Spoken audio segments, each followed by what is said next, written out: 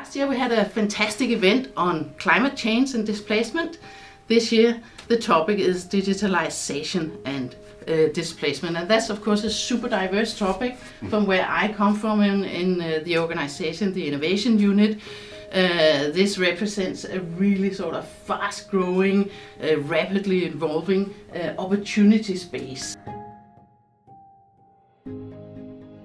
Let's not be scared of technology. New technologies can also have the potential to be a real game changer. Not only how we do our business is changing, but the very business that we are in is changing. Essentially, we try to make people fit into systems instead of making systems fit to human needs. And if we can make systems fit to human needs reliably and safely and fairly, we're much more likely to build that happy, safe, and humane future together here on planet Earth. How do we connect the dots? How do we make sure that these strategies and implementation plans and so on are being developed in sync with each other and not in parallel? As much as we are talking about digital financial inclusion, we are also have to be cognizant about the financial exclusion. The entire social life is being lived online in different segments. When you say that whether or not they should have connectivity, what you're saying is whether or not they should partake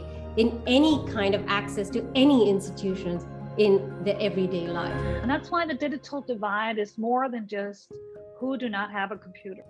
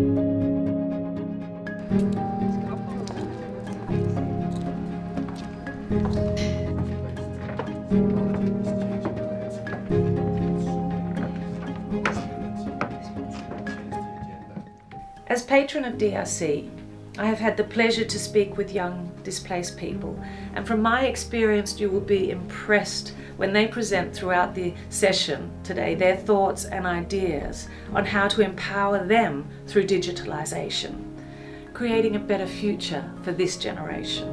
I'm very fortunate to be Chief Executive for TechFugees, and what we do is we bring the digital tech sector together with cross-sector organizations and volunteers to empower inclusion of displaced people with responsible digital technology, who have all shown up to give their personal, emotional stories of displacement, sharing their insights to the local initiatives and their vision for the better future.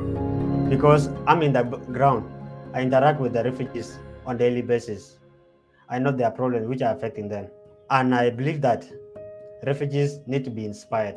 I have been volunteering with TechFugees to support and help refugees with technological solutions in finding remote work. And today, in the refugee camp from Moncha, with TechFugees, we have come up with a motto that says, knowledge is freedom.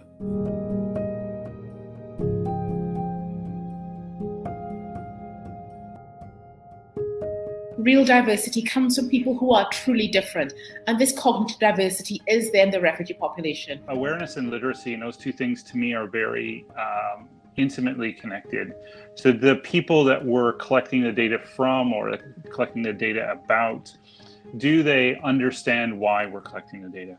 But one thing is adopting a policy. Another one is adhering to this policy, implementing it, and also making sure that the partners we're involved with are also adhering to the data protection principles. The way in which we learn in these environments is by doing something.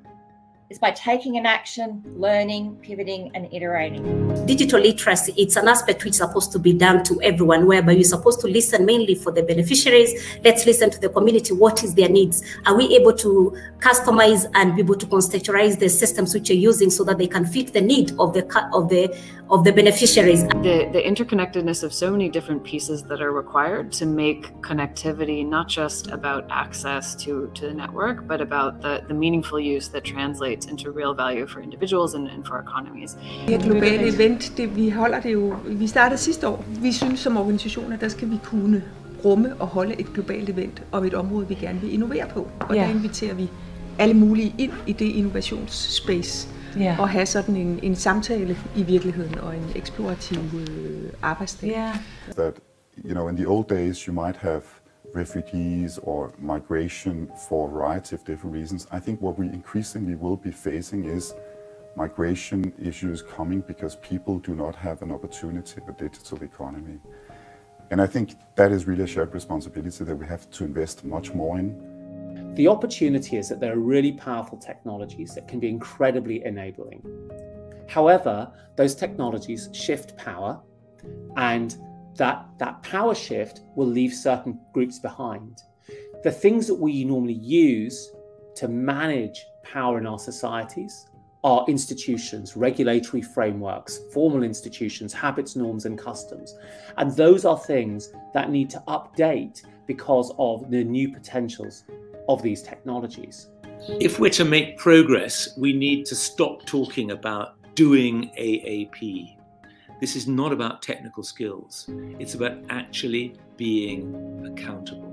Where there is a private sector solution, leverage it. It's so simple, and yet we don't do it. Advocate for it. I guarantee you, if you're talking about a digital capability or a digital solution, 9 times out of 10, it either exists or somebody in the private sector can be convinced to work on it, or even if they're not working on it, they'll do it in a cheaper, better way. Maybe we don't know all the sort of nooks and crannies and avenues, but we have become much smarter with your help.